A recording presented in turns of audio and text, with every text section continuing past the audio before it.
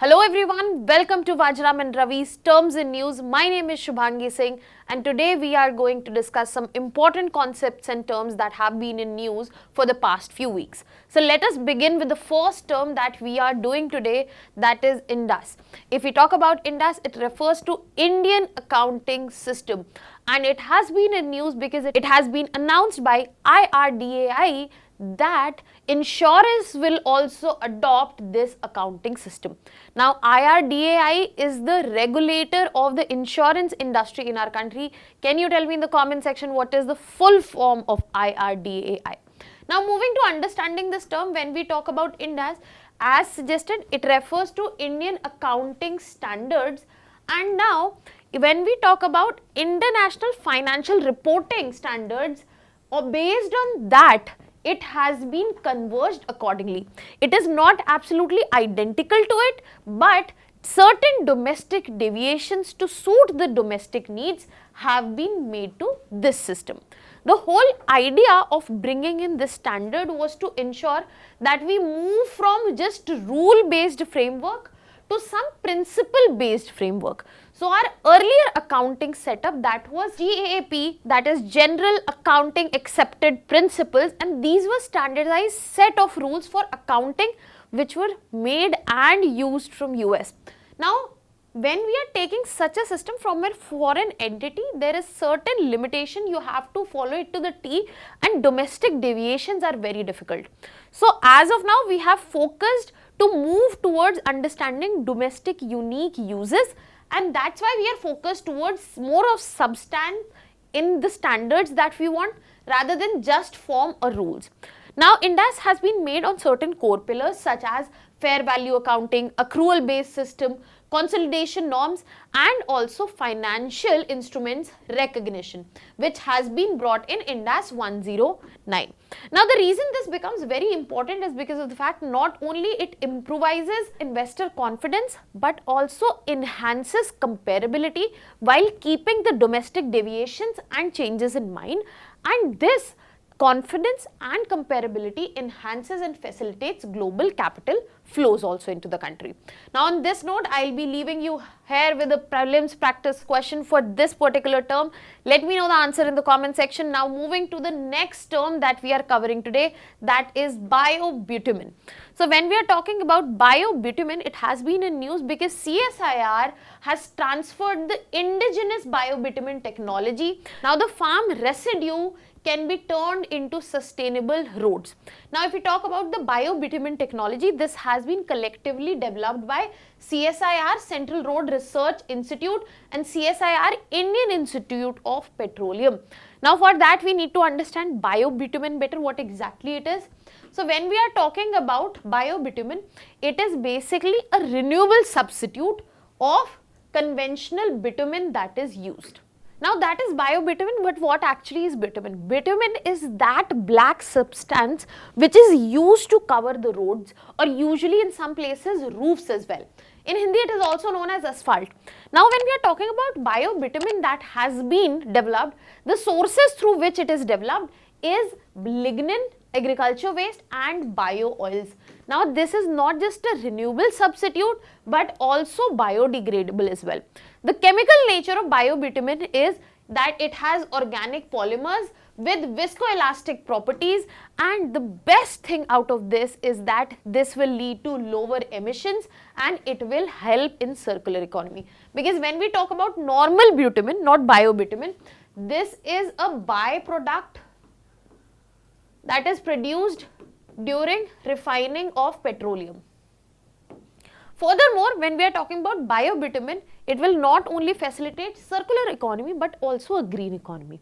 But this will come with challenges such as high cost of Bio-Bitumen and also the durability issues. When we are talking about bitumen's usage, it is used for the USP of the fact that it is durable. But if Bio-Bitumen is not able to deliver on this, the replaceability of bitumen with Bio-Bitumen might not be possible. And if actually Bio-Bitumen stands the test of durability and also cost in future, it will be very important for our net zero commitments. On this note, we will straight up move to a question on this particular topic. I want you to answer this in the comments section. Now we will be moving to the next topic that we are covering today, that is Earth Hour. Now when we talk about Earth Hour, basically we saw that in March when the 20th edition of Earth Hour began, major monuments had shut down their lights to raise awareness about climate change. Now what exactly is Earth Hour? Let us understand that. Now when we are talking about Earth Hour, this is nothing but a campaign, and this campaign has been undertaken by Worldwide Fund for Nature, that is WWF. Now when we are talking about Earth Hour, it is scheduled every last Saturday of March. This time it was on 28th March 2026. So in that you have to turn off the lights or switch off the ignition of not the most required appliances in order to show support to the planet, to raise awareness for the planet. And this is the concept of Earth Hour, that behavioral change will be the symbolic action itself. Now the lights are switched off, and that is why it was in news, because the major monuments including our India Gate and many others in our country, the lights were shut down at that 1 hour.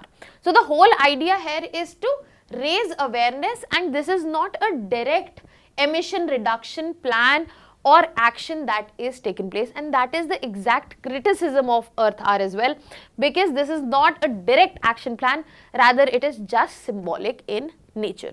Now moving ahead to look at the question on this topic, let me know the answer in the comment section. On this note, moving to the next topic that we are going to talk about today, that is foreign portfolio investment exodus.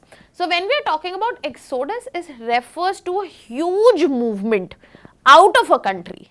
Now when we are labeling it as FPI Exodus, that means a huge movement of FPI out of the country. And in recent times, we have seen as the number as big as 88,000 crore moving out of our country, as we see the global markets being rattled by Iran, US, Israel war. Now when we are talking about FPI, it basically refers to the foreign investment that takes place in financial assets. If this foreign investment will take place in physical assets, it will be referred to as foreign direct investment, that is FDI, not FPI. So when it is in financial assets, it is FPI. Now why FPI is going out of our country? So first hint I had already given you, it is because of the West Asian war that we are seeing. Now, because of this, there are many consequences that are emerging, and that is what is leading to this exodus that we are talking about. So the first driver that we have to understand is the interest rate differential. As of now, we have got to see that US Fed has not changed the interest rate, and there is expectation that better interest rates would exist, but at the same time secure interest rates. So this interest rate differential is a big reason. Second, risk aversion. Given the situation, the investors do not want to take risks. So where they would like to invest? They would like to invest in the strongest economy, strongest currency, safe metals such as gold, silver. When we are talking about currencies, then we have US dollar, and countries, then again US economy and others. And third factor is currency depreciation. In last 1 week itself, we have seen rupee touch 95 against dollar twice. Even though RBI has intervened and banned the NDD contracts and banks' participation in that, we are yet to see how it helps and how depreciation is controlled. So all of this is shaking the investors' confidence, and they are moving out of our country. Apart from that, because of this, because FPI is moving out, we are seeing that stock market has become extremely volatile, and to control this depreciation, we have a lot of pressure on depreciation as well. Now moving to a direct question on this particular topic, let me know the answer in the comment section. Looking at the next topic that we are doing today, that is Mule Hunter. Now when we talk about Mule Hunter, this is nothing but an AI itself which is being used as a tool to check digital frauds. Now who is using this? RBI is looking at it, and as of now Mule Hunter tool is showing good success rate in checking digital frauds. That has been confirmed by our RBI governor. Now what is this? This is basically AI machine learning based fraud detection system. Now when we talk about the name itself, it is coming from Mule account. Why? Mule account is that account which is used for laundering illegal money. That is why the name Mule Hunter. They will be hunting mule accounts. How does it work? It works based on pattern recognition and analyzing networks. And as of now, banks and also Reserve Bank of India together is using it.